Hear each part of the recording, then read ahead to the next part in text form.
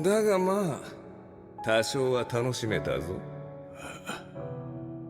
人間、術師、呪霊、1000年前やった中ではマシな方だった。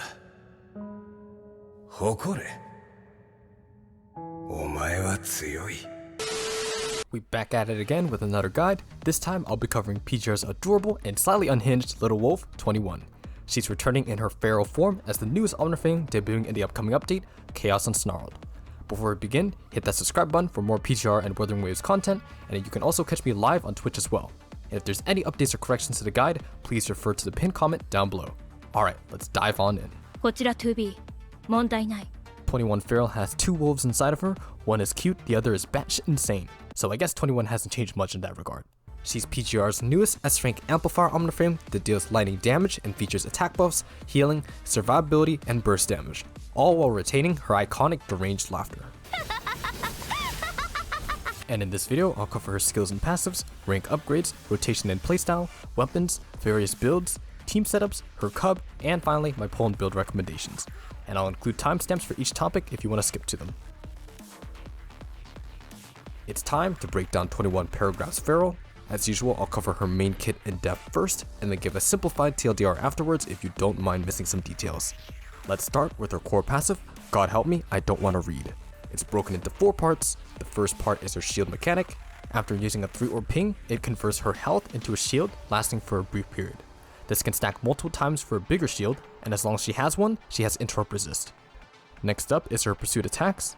After using a 3-orb or matrix ping, 21 can quickly basic attack right after to trigger a fast pursuit, dealing lightning damage. This also fills up her gauge, indicated at the base of the paw at the bottom of the screen. But using this fast pursuit isn't really ideal. Instead, you want to use a 3-orb or matrix ping, and then wait for 21 to lock in, indicated by the diamond on the screen or the sound cue. And pressing basic attack right after this indicator will trigger her perfect pursuit. This deals about 30% more lightning damage and grants double the charge for her gauge. Both pursuit attacks give 21 temporary interrupt resist, damage reduction, and healing based on her attack. The third part of the core passive is her field attack. After 21 swaps in or uses her ultimate, she can use a 3-orb ping and then quickly follow up by pinging up to 3 more orbs indicated on the claws above the gauge to unleash her field attack. Each follow-up orb pinged gives additional lightning damage to her pursuit attack and extends the field duration. 21 is invincible during this cast, and the enemies in the field are slowed.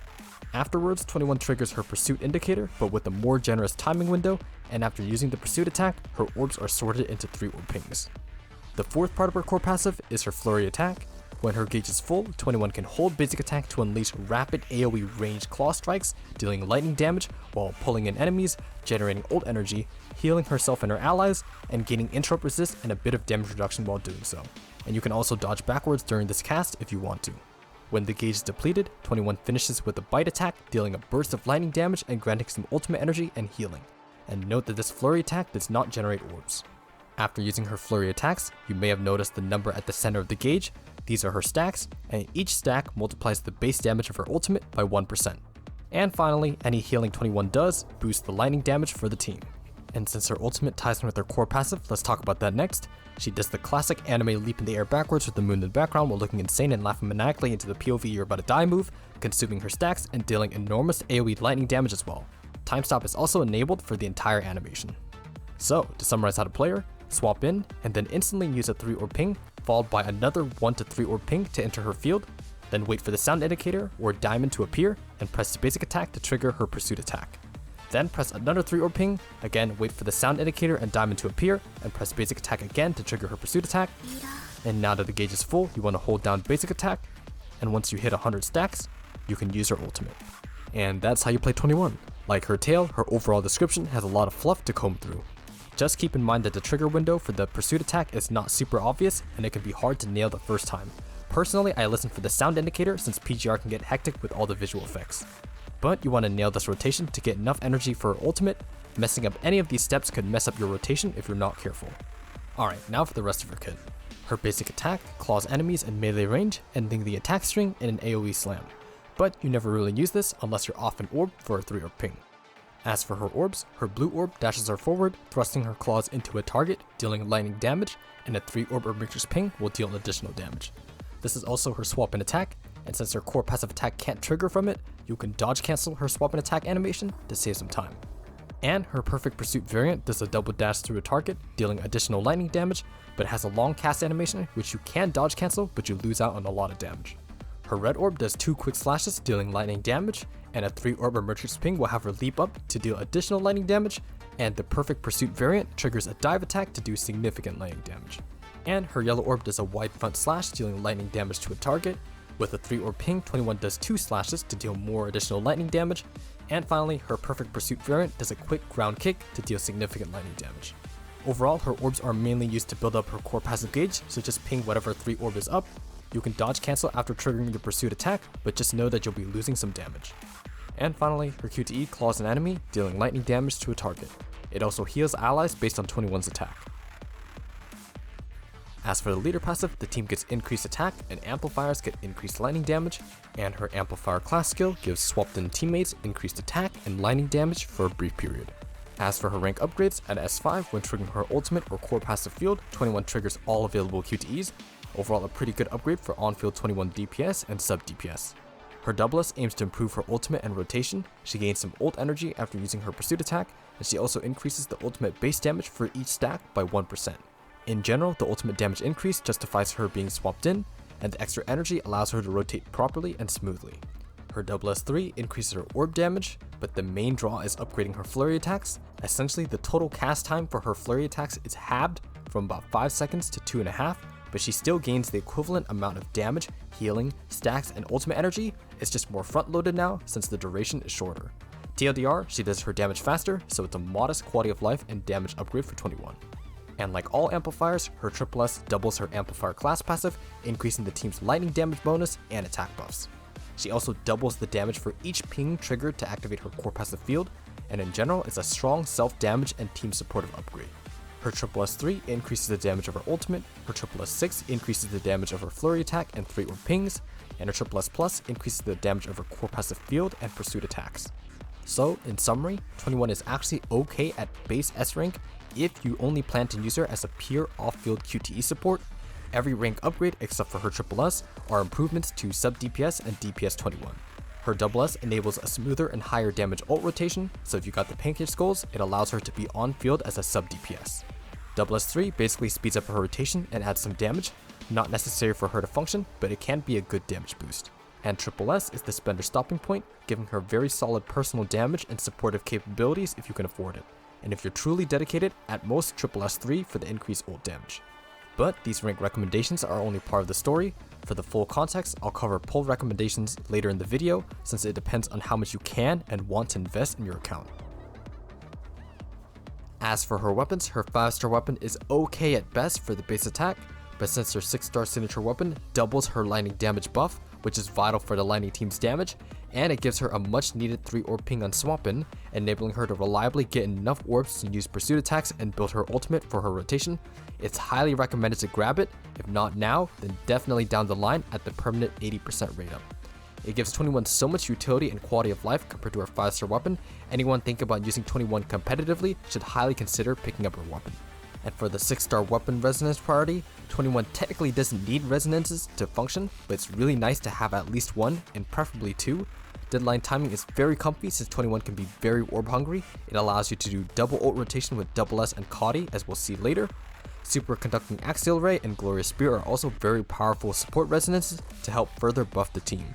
So for longer fights and sub DPS, prioritize Deadline for comfort and then support resonances, but for shorter fights and QTE support, prioritize support resonances for the buffs and then Deadline timing. Going through her builds, for her very early game 5-star memories, you can run 4-piece Ike since she does some damage with either 2-piece Gloria or 2-piece Samantha, or 4-piece Samantha and 2-piece Gloria for a pure support build. And 21 has a few different 6-star memory sets depending on her role and playstyle.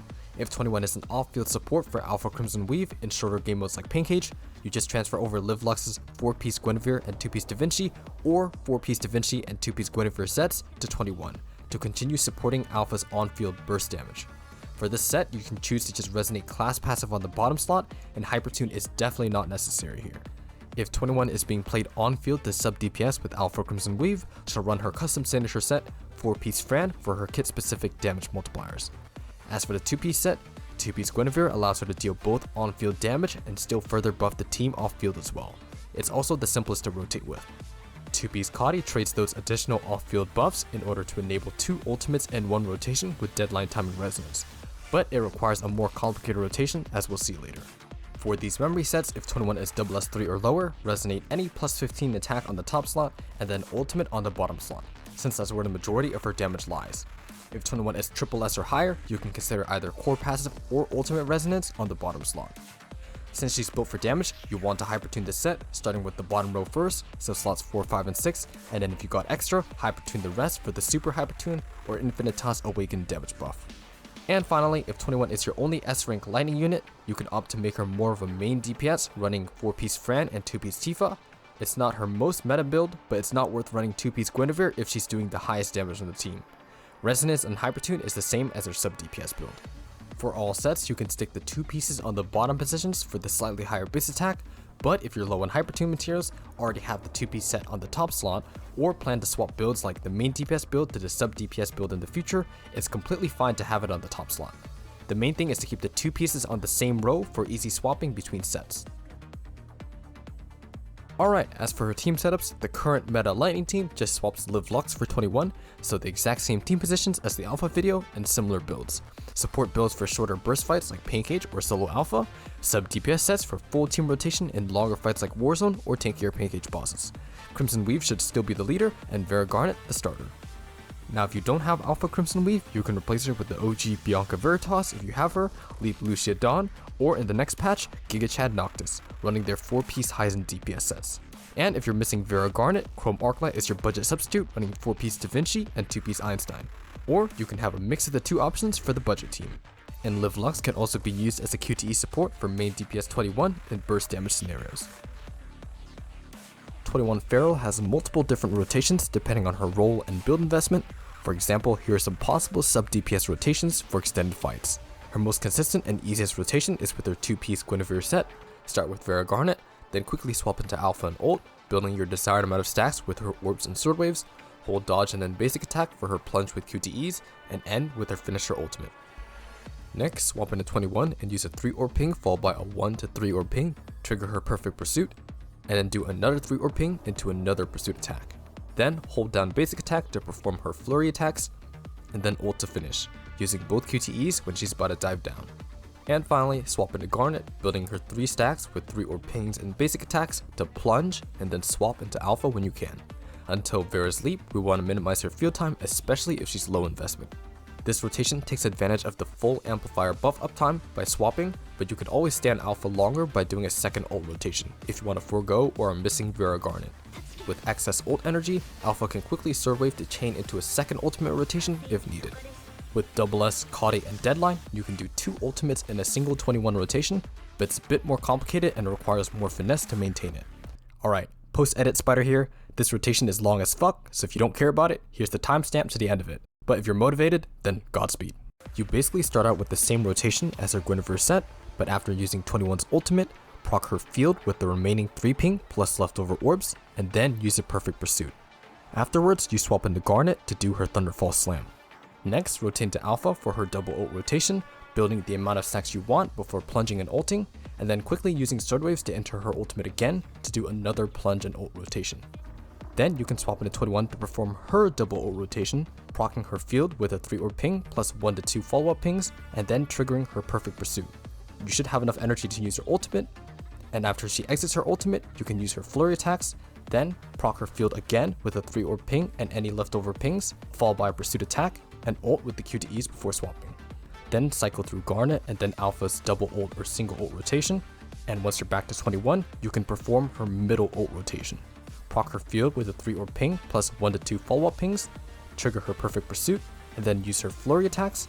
Now you should have enough energy to use her ultimate with QTEs, and after she exits her ult, proc her field again with a 3-orb ping and any leftover pings, then use the perfect pursuit and swap off. And basically you just keep repeating this rotation, so you cycle between Garnet, Alpha's double ult rotation, while alternating between 21's double ult and mid ult rotations. This rotation is more complex, but it enables permanent orb and ult uptime on 21 with Deadline and Cottie. And you can run Deadline time on Alpha as well if you want more orbs and stacks, but if you don't have it, just use Alpha's core passive attack instead to enter her longsword.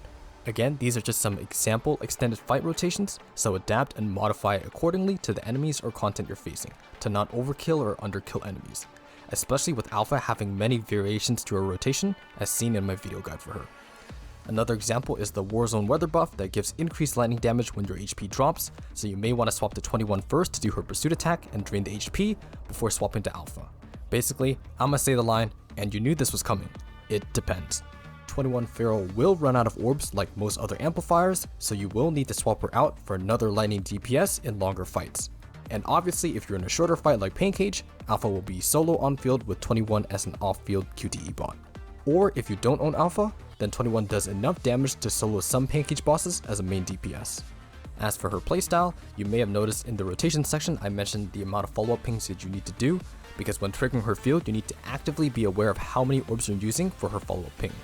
Since you need a 3 orb ping to proc her field into the first pursuit attack, and then another 3 orb ping to proc the second pursuit attack, not having another set of 3 orb pings for her second pursuit attack will not allow her to fill her gauge, bringing your rotation to a dead stop since she can't use her flurry attacks.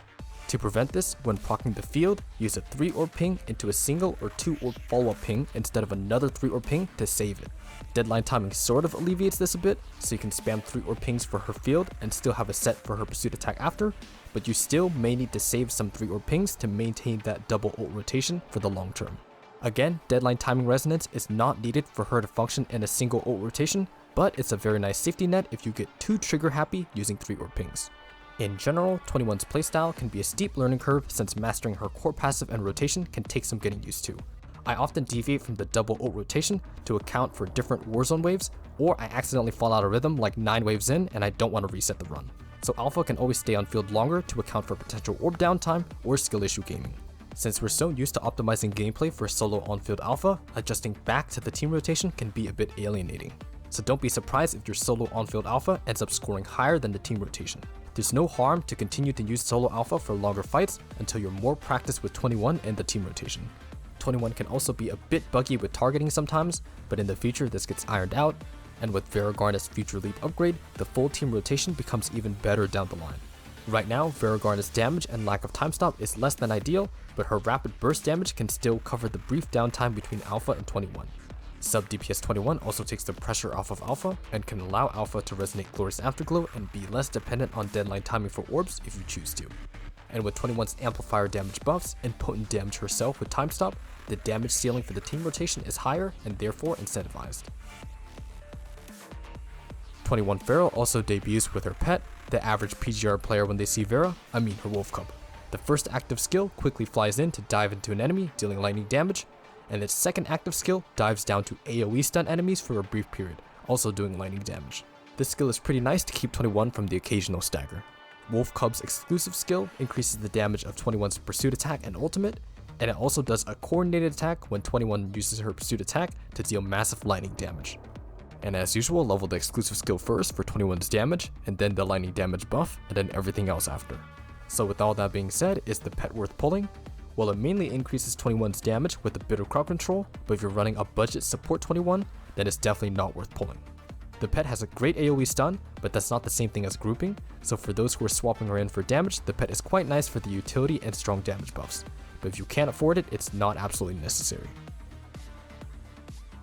Alright, so I know there were some players who were thinking about skipping 21 Feral due to solo Alpha Crimson Weave being so strong, but I'm here to tell you, don't do this to yourself. Compared to her A-rank counterpart, Liv Segs Lux, even as a pure off-field support, 21 provides stronger and more consistent buffs compared to Liv Lux, especially with her signature weapon.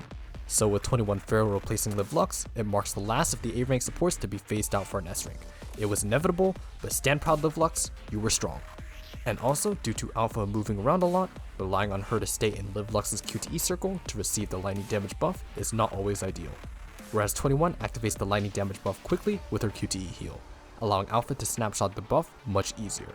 So I would at least try to pull one copy of 21 while she's still at 100% rate up and grab her weapon as soon as you have the black cards. This is enough to outclass Liv Lux in terms of off-field buffs. And if you want her to rotate in to do damage, grab Double S from Pancake and pick up her pet if you can afford it. This will allow her to properly rotate and deal enough damage to justify swapping in to sub DPS. and if you have a spare weapon resonance, giving her deadline timing will help a lot with the quality of life. And 21 Feral is the first amplifier since Live Imperia that is not farmable for free, so getting her to SS3 or SSS is mainly for spenders. Alpha Crimson Weave helps carry the Lightning team quite a bit, and 21 further pushes Alpha and the Lightning team's damage ceiling even further. Even without Alpha Crimson Weave, 21 can still do very good damage herself with access to time stop and team buffs, so it's not a waste to pick up 21 now since you can use her still to deal burst damage and buff attackers like Lucia Dawn, Bianca Veritas, or even the upcoming Noctis. So yeah, don't skip her if you can, she's very strong, very cute, and very fun. And as usual, please check the pinned comment down below for any updates or corrections to the video, and if you have any further questions, drop in the comments or ask the community Discord at dis.gg/spider2b. We have an active community that's happy to help or just talk PGR and Withering Waves. Subscribe so you don't miss any future guides or videos, and if you find this video informative, drop a like, a dislike if you didn't. And I also stream once in a blue moon at twitch.tv/spider2b, so drop by to get questions answered live and catch Withering Waves whenever it drops later this month. And you can catch any other updates on my Twitter. And as always, thank you to my GigaChat YouTube members and Twitch donators. I swear I'm about to go feral myself though with the amount of intricacies I need to cover for 21 headaches over here. Personally, I wouldn't be surprised if the video itself is over 21 minutes, and oh my god, it is 21 minutes, holy shit. But I hope this video made sense and helped answer some questions or clarify any misconceptions about our favorite little wolf. So until the next one, thanks for watching, good luck on your polls, take care, and peace late.